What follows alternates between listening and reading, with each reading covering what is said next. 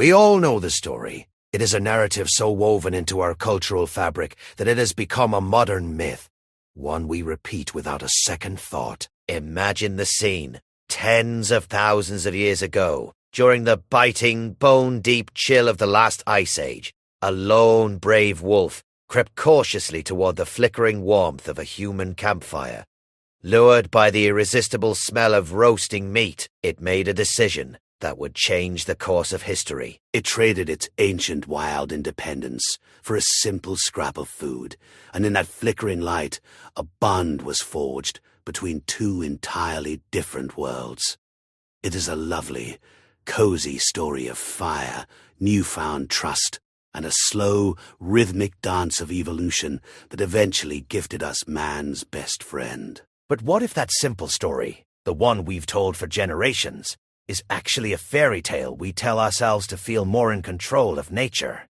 What if the real story is far stranger, more complex, and hidden deep within the DNA of the dog sleeping on your floor right now? You see, the cozy campfire tale has some major, undeniable cracks in it. When geneticists finally unlocked the canine genome, they didn't just find a history of breeding, they found anomalies so strange they force us to ask a haunting question. What really happened all those thousands of years ago? Some researchers have even whispered of a wild alternative. The idea that our dogs weren't simply tamed through luck and leftovers, but that they were somehow designed. It sounds like pure science fiction, doesn't it? But the clues found in the genetic code are compelling enough that we have no choice but to investigate the truth behind the 40,000-year lie. The story we learn in school goes something like this. Somewhere around 20,000 years ago, humans and wolves began a gradual partnership. The leading theory is one of self-domestication. It suggests that wolves that were naturally a bit less fearful, the outliers and outcasts of their packs, dared to get closer to human camps to scavenge for leftovers. Humans tolerated these specific bolder wolves because they weren't aggressive. And over thousands of years, this environmental pressure for tameness slowly sculpted the wild wolf into the domesticated dog. It is a neat story. It follows a logical path. But when we look at the hard data, the timeline starts to get weird, and the physical changes we see are incredibly extreme. Genetic evidence reveals a shocking truth. By 11,000 years ago, there weren't just a few proto-dogs wandering the earth. There was already a stunning, established amount of canine diversity, with several distinct dog populations already spread across the entire northern hemisphere. Consider the context of that timing. This was thousands of years before the agricultural revolution. All humans at this point were still nomadic hunter-gatherers. To go from a single wild species to that massive amount of variety, in what is, evolutionarily speaking, the blink of an eye, is absolutely staggering. Think about the standard scale of time in the natural world. It took millions of years for whales to evolve from land mammals into the ocean giants they are today. Yet dogs seem to explode across the planet with incredible speed and diversity. This impossibly fast change is one of the first major cracks in the campfire story. It is this sheer, impossible speed that makes you wonder if something, or perhaps someone, accelerated the process. Was this a slow act of nature or an intentional act of engineering? To find the answer, our investigation begins with a set of features so common we barely even notice they are there. The mysterious signature of the domesticated soul. When you picture a domesticated animal, what is the first thing you see? Is it the sharp, calculating gaze of a wild predator? Or is it something softer, more approachable? Most likely, your mind jumps to the features we've grown to love. Floppy ears, a shorter, more rounded snout, a spotted or peebled coat, and that unmistakable wagging tail. These traits aren't unique to your pet. They appear again and again across vastly different domesticated species, from pigs and goats to rabbits and even horses. Biologists have a name for this recurring package of features: the Domestication Syndrome. To a skeptic or a conspiracy theorist, this looks like a signature, a deliberate, standardized set of modifications applied to different animals to make them more palatable to human life. After all, it seems illogical. Why would selecting for a friendly personality also cause an animal's ears to lose their rigidity and droop? On the surface, temperament and ear cartilage seem totally unconnected. This is where the mystery deepens, leading us to a fascinating discovery in modern genetics: neural crest cells. To understand the physical transformation of the dog, you have to understand these cells. Think of neural crest cells as a highly specialized team of microscopic engineers. Within a developing embryo, they form very early on and then migrate throughout the body, providing the essential building blocks for a massive variety of systems. These engineers are responsible for building the skull and the jaws. They create the cartilage that gives ears their shape. Crucially, they form the adrenal glands, which act as the command centers for fight-or-flight stress hormones. They even create the pigment cells that determine the color of skin and fur. Here is the smoking gun link. When our ancestors started favoring wolves that were less aggressive and less fearful, they were, without even knowing it, selecting for animals with slightly less active adrenal glands. Since those adrenal glands are constructed by neural crest cells, selecting for tameness meant you were indirectly selecting for subtle changes in the entire neural crest system. A small tweak to these master engineers had massive, unintended ripple effects across the body. A slight reduction in the function of these cells doesn't just lead to a calmer temperament. It can also mean less cartilage in the ears, causing them to flop. It can affect pigment, leading to those signature white patches on the coat.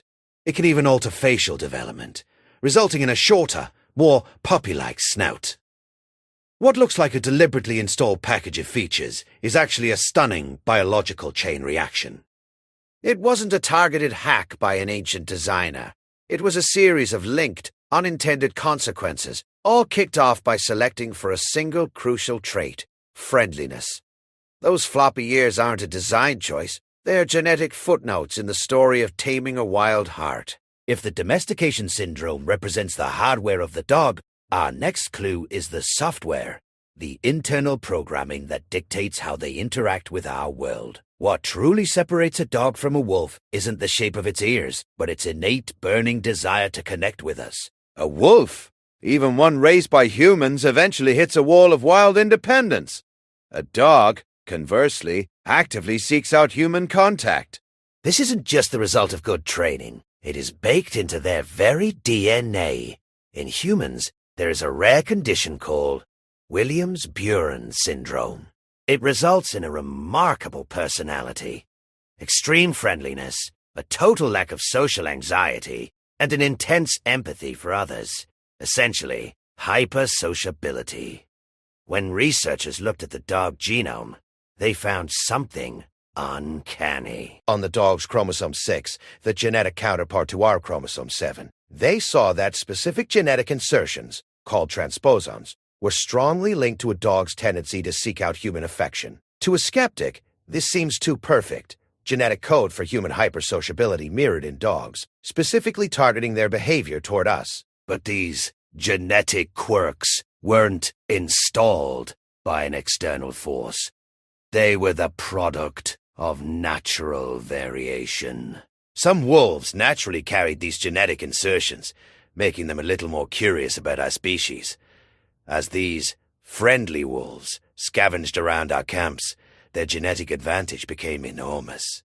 They got more food, they survived longer, and they passed their friendliness genes to the next generation. Humans didn't need to be master geneticists. We just had to be human. We responded to the animals that were less threatening and more engaging. We didn't install the code. We selected for it, nurturing a tiny genetic spark that was already there. The evidence for our shared destiny goes far deeper than just behavior or floppy ears. It is written into the very metabolic engines that keep us alive. As we peel back the final layers of history, the case for coevolution, the idea that humans and dogs didn't just live side by side but actually evolved together, becomes undeniable. To understand this, we have to look at the most basic necessity of life: diet. For millions of years, wolves were strict carnivores. Their systems were designed for meat, bone, and very little else. But as humans began the monumental transition from nomadic hunting to settled farming, our world changed forever. We began cultivating grains, and our diets became rich in starches like wheat, rice, and potatoes. Our bodies had to adapt genetically to process this new, abundant fuel source. And amazingly, the dogs standing at the edge of our fields adapted right alongside us. Deep in the canine genome, there is a specific gene called AMY2B. This gene produces amylase, the enzyme essential for digesting starch. If you look at a wild wolf today, it typically possesses only 2 copies of this gene. But if you look at the dog sleeping in your kitchen, you might find they have dozens of copies. This massive genetic expansion wasn't a preloaded feature from the Ice Age. It is a perfect example of parallel evolution. We changed the world, and they changed their very biology just to stay in it with us. In fact, scientists have identified over 300 distinct genes that show signs of this parallel evolution, covering everything from how we process cholesterol to how our brains process information. We have lived so closely for so long that we have literally shaped each other's evolutionary paths. But perhaps the most profound evidence for this partnership isn't found in what we eat, but in how we feel. There is a chemical conversation that happens in the quiet moments between you and your dog. One that doesn't exist anywhere else in the animal kingdom. When a dog looks you in the eye, something extraordinary happens. It isn't just a blank stare. In that moment of connection, your brain releases a surge of oxytocin. This is the powerful love hormone, the same chemical that bonds a mother to her newborn infant, creating an unbreakable biological attachment. But here is the miracle. It is not a one-way street. When researchers measured the levels in dogs, they found that their brains were releasing oxytocin in response to us, creating a massive positive feedback loop of affection. To understand how unique this is, you have to look at the wolf. When scientists tried the same experiment with wolves who had been raised by humans from puppyhood, the result was silence. For a wolf, a direct stare is a threat, a challenge to authority, or a prelude to violence. It is never a hug. This oxytocin loop is a biological masterpiece, a feature unique to the dog-human bond. It wasn't installed by a laboratory technician. It was forged over millennia. By retaining their puppy-like behaviors well into adulthood, dogs managed to tap into our most fundamental caregiving instincts. They literally hijacked the neural pathway our brains use for love, ensuring that we would care for them as if they were our own kin. So, we circle back to the haunting question that started this investigation. Were dogs engineered? Was the animal by your side designed by a higher intelligence? The clues were certainly tantalizing. The impossible speed of their diversification, the strange physical traits of the Domestication Syndrome, the specific genetic code for friendliness, and the chemical loop that wires them directly into our hearts. Each piece of evidence, viewed in isolation, looks like the work of a designer, but the real science reveals a story far more incredible than any conspiracy theory or science fiction plot. The design wasn't a single moment of creation in a high-tech lab. It was a collaboration spanning 40,000 years. The architects weren't ancient aliens or lost civilizations. The architects were our own hunter-gatherer ancestors, and the wolves themselves. The process wasn't rewriting DNA with technology, but through the relentless power of selection. By consistently favoring the wolves, who were just a little tamer, a little more social, and a little more helpful, we became the driving force of their evolution. The features that seem so deliberately designed are the beautiful side effects of that one simple choice: to be kind. The 40,000-year lie isn't that dogs were bioengineered. The lie is the idea that the story was ever simple, or that we were the only ones in control. The truth is that the animal snoozing at your feet is not a tool, nor is it a tamed beast. They are our greatest creation, and in many ways, we are theirs. They are a living legacy of the most profound partnership our planet has ever known, written not just in myth, but in the very code of life itself. This intricate dance of genetics and affection has unfolded over millennia, leading to the loyal companion by your side today. Think of a specific moment when you felt your dog truly understood you, not just a command, but understood You. Was it a look? A nudge when you were sad? Share that specific memory in the comments below. We want to prove that this biological bond is real. And if you want to uncover more mysteries hiding in plain sight, make sure to like and subscribe.